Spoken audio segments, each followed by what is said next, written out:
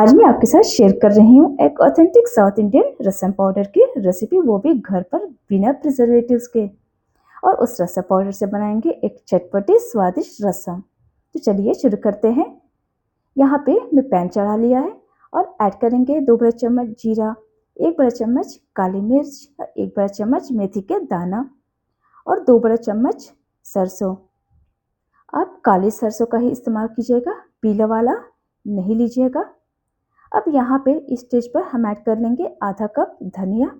यहाँ पे धनिया की क्वांटिटी थोड़ा ज़्यादा जाएगा बाकी स्पाइसेस की क्वांटिटी। और इसे भी लो फ्लेम पे हम 5-6 सेकेंड के लिए फ्राई कर लेंगे बिना तेल के। अब 5-6 सेकेंड फ्राई करने के बाद हम ऐड करेंगे सूखी लाल मिर्च। अब ये लाल मिर्च हमारा तीखा भी है और एक अच्छा कलर भी देगा। यहाँ पे मैंने 20 से 22 रेड चिली का इस्तेमाल किया है। अब इसमें हम ऐड करेंगे ढेर सारे कड़ी पत्ता। यहाँ पे मैंने आधा कप के करीबन कड़ी पत्ता का इस्तेमाल किया है। आप चाहे तो कड़ी पत्ता की क्वांटिटी थोड़ा ज़्यादा भी ले सकते हैं। तो फिर उसे भी 2-3 सेकेंड के लिए ड्राई रोस्ट कर लेंगे अच्छे से। यहाँ पे मैंने सारे स्पाइसेस को ड्राई रोस्ट कर लिया है। अब इस स्टेज पे ऐड करेंगे 1 बड़ा चम्मच तेल, 1 छोटी चम्मच हल्दी, 1 छोटी चम्मच हींग और फिर इसे भी 5-6 सेकेंड के लिए ड्राई रोस्ट कर लेंगे। यहाँ पे आप रिफाइंड ऑयल ही इस्तेमाल कीजिएगा, कोई फ्लेवर वाला ऑयल इस्तेमाल मत कीजिएगा। अब इन सारी मसालों को हम ट्रांसफ़र कर लेंगे एक प्लेट में और उसे ठंडा होने देंगे। अब यहाँ पे सारे मसाले ठंडे हो गए हैं। अब इसे ट्रांसफ़र कर लेंगे मिक्सर ग्राइंडर में। यहाँ पे मैंने बड़ा वाला जार इस्तेमाल कर रही हूँ ताकि मेरा सारा मसाले एक बार में ही पिस जाए। अब इसे एकदम बारीक मसाला के जैसे पीस लेंगे। अब देखिए यहाँ पर मसाले सारे बारीक हो गए हैं। ये इतनी बारीक मसाला पीस के तैयार हुआ है और हमें इस मसाले की कंसिस्टेंसी बिल्कुल ऐसे ही चाहिए। अरे परफेक्ट है हमारा। और इस मसालों में से इतनी अच्छी खुशबू आ रही है ना कि मैं बता नहीं सकती। अब इसे हम ट्रांसफ़र कर लेते हैं एक एयरटाइट कंटेनर में ताकि हमारे सारे मसाले ज़्यादा दिन तक फ्रेश रहे।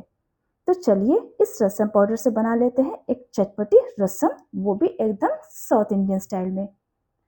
अब रसम बनाने के लिए मैंने यहाँ पे ली है इमली।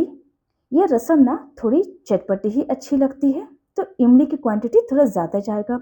और साथ में लेंगे 3 बड़े टमाटर। आप चाहे तो थोड़ा ज़्यादा ही ले सकते हैं अपने क्वांटिटी के अनुसार।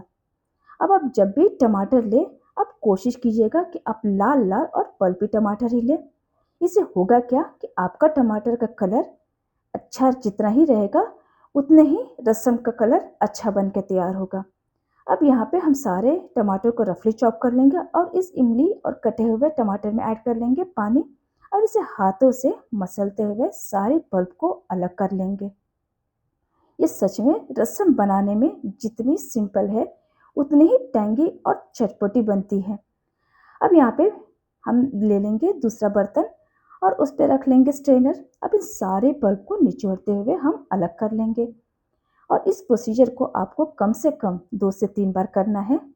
जैसे ही हमारे यूपी बिहार में दाल चावल के बिना खाना अधूरा है ना, वैसे ही साउथ में रसम राइस के बिना खाना अधूरा है।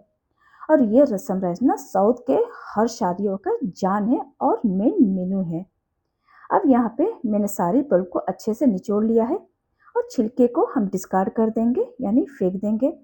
अब यहाँ पे हम चढ़ा लेंगे दूसरी तरफ कढ़ाई और यहाँ पे लेंगे कुछ लहसुन की कलियाँ। यहाँ पे मैंने 8 से 10 लहसुन की कलियाँ ली है और उसे अच्छे से हम खलबत्ते में पीस लेंगे। अब मैंने ये वही कढ़ाई ली है जिसमें कि मैंने सारे स्पाइसेस को फ्राई किया था और इस कढ़ाई में डालेंगे 1 बड़ा चम्मच जितना सरसों का तेल। आप यहाँ पे सरसों का तेल का ही इस्तेमाल कीजिएगा, उससे टेस्ट अच्छा आएगा।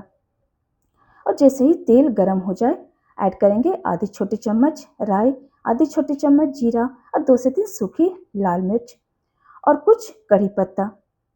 2 से 3 सेकेंड के लिए आप इसे अच्छी तरह भून लीजिएगा और याद रखिएगा कि यहाँ पे फ्लेम को आप लो ही रखिएगा।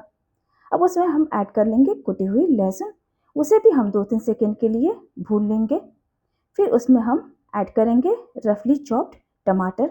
मैंने यहाँ पे 1 टमाटर यूज़ किया है, आप चाहे तो 2 टमाटर भी डाल सकते हैं, आपका चॉइस है। और फिर इसे भी 3-4 सेकेंड के लिए भून लेंगे। अब यहाँ पे सारे प्रोसीजर में आप फ्लेम को स्लो ही रखिएगा, नहीं तो मसाले जल जाएंगे। अब स्टेज पर ऐड करेंगे इमली और टमाटर का पल्प और साथ में डालेंगे रसम पाउडर जो हमने बनाया है।